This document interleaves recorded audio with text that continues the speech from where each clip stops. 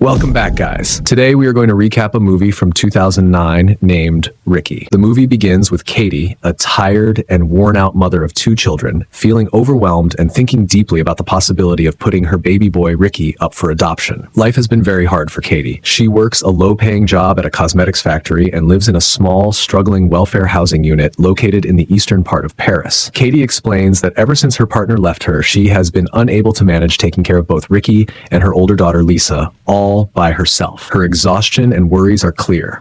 Then the story shifts back in time before Ricky was even born. One fresh morning, Lily, Katie's older daughter, wakes up early. She pulls back the curtains to let sunlight flood into the room, waking up her ever-tired mother. Without waiting around, Lily heads straight to the kitchen and begins preparing breakfast for herself and her mom. After their morning routine, mother and daughter shower together, sharing a small moment of care in their busy lives before sitting down to eat breakfast side by side. As the morning moves forward, Katie gathers her things to take Lily to school. They ride on Katie's scooter, weaving through the streets of Paris. Katie promises Lily she will be there to pick her up after school, and with a quick kiss goodbye, Katie heads off to her job. At the cosmetics factory, Katie notices a man she hasn't met before named Paco Sanchez. During a cigarette break, Paco walks over and introduces himself warmly. Katie offers him a cigarette, and Paco mentions he recently started working at the factory too. What begins as casual conversation quickly grows into something more personal, and before long, Katie and Paco find themselves hooking up in the washroom. This impulsive moment distracts Katie, causing her to fall behind on her work that day. Her boss notices and scolds her harshly for being lazy and not meeting her daily work quota. Things get more complicated when Katie arrives late to pick Lily up from school. The next day, Paco meets Katie outside the factory again. Katie admits she feels embarrassed by how quickly they became intimate after just meeting, saying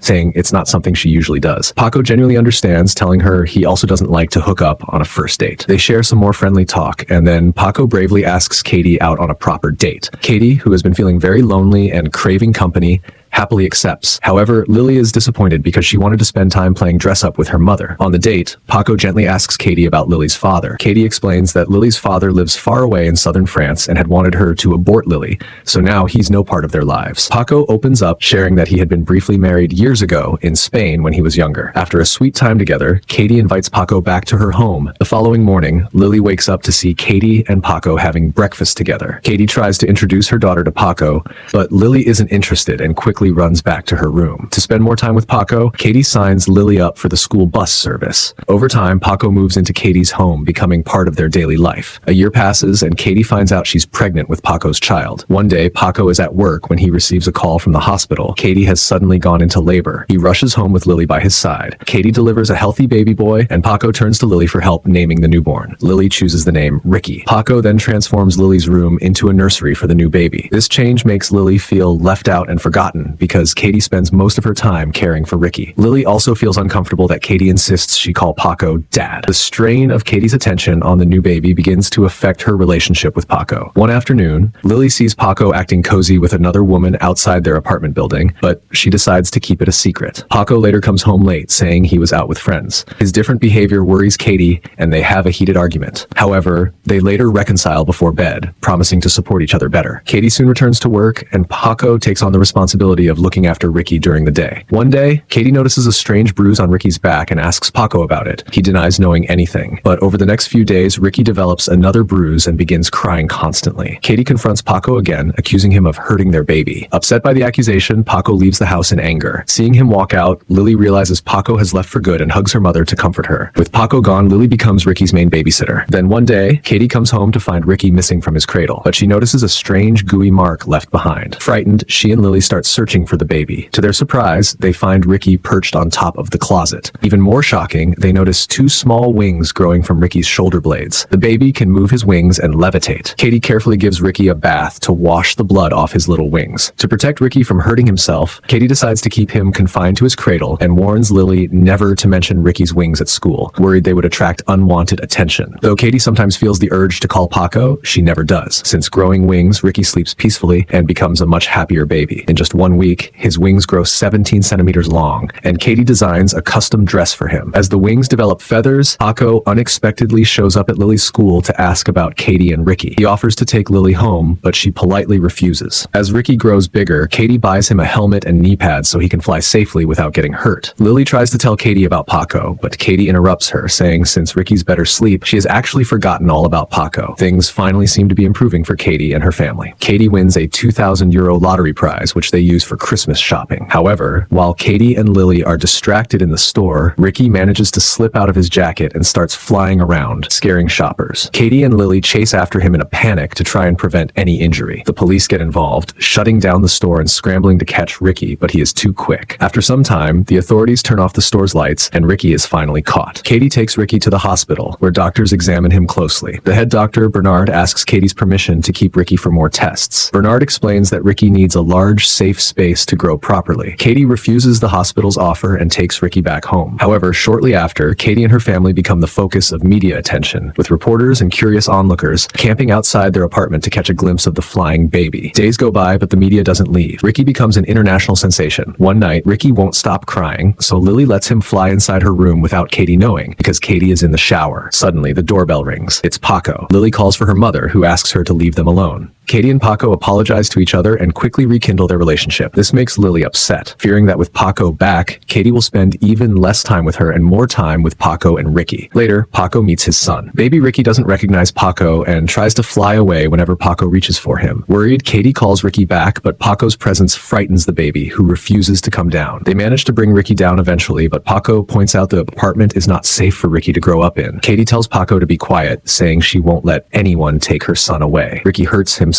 from all the flying, so they call Dr. Bernard to treat the baby's wounds. The doctor repeats his concern that the apartment is unsafe and suggests a surgical procedure to remove Ricky's wings. He says the surgery is safe, but painful. Katie refuses to put her baby through that pain. That night, Lily feels tempted to cut Ricky's wings with a pair of scissors, but stops when Paco arrives to kiss Ricky goodnight. Lily quickly runs back to her bed. The next morning, over breakfast, Paco suggests they let the media make a documentary about Ricky for money. He says the family needs financial resources to care for Ricky well. Katie gets upset, accusing Paco of returning only to make money off Ricky. Paco insists he came back to support the family and reminds Katie how she wrongly accused him of hurting Ricky before. He asks her to trust him this time. After much convincing, Katie agrees. The next day, Dr. Bernard organizes a press event outside Katie's apartment for Ricky's media debut. Katie and Paco present themselves as a happy married couple, even though they aren't. They tie a rope to Ricky so he won't fly away during the demonstration. When they release the rope, Ricky flies high like a bird. Everyone is amazed. Katie is thrilled to see her baby flying so well, but she gets lost in the moment and accidentally lets go of the rope. Ricky flies away, causing Katie and others to chase after him. He flies past a lake and into the woods. After waiting for some time, the media loses interest and leaves the area, but Katie remains by the lake, refusing to leave her post. Later, Dr. Bernard and Paco join her by the water. They share worries that Ricky may have been hurt, or a hunter might have shot him, or that he's starving somewhere in the woods. Paco blames himself, saying Katie will never forgive him for this. Over the next few days, they distribute missing posters without any success. Weeks pass while others move on, but Katie keeps longing and hoping for Ricky's return. One day, Katie goes back to the lake for what looks like another walk. In truth, the heartbroken mother plans to end her life there. As she starts to drown herself, she suddenly hears Ricky's voice and the flapping of wings. Overjoyed, Katie runs to meet her son, who has grown quite a bit. Ricky looks happy and healthy. Katie apologizes to Ricky for letting him go, saying she did it because he looked so free and happy flying. Ricky flies away again, and Katie understands that her son's true happiness is in the air. She finally goes home, where she lovingly embraces her family after a long separation. The end. Like, share, and subscribe for more videos. Thanks for watching.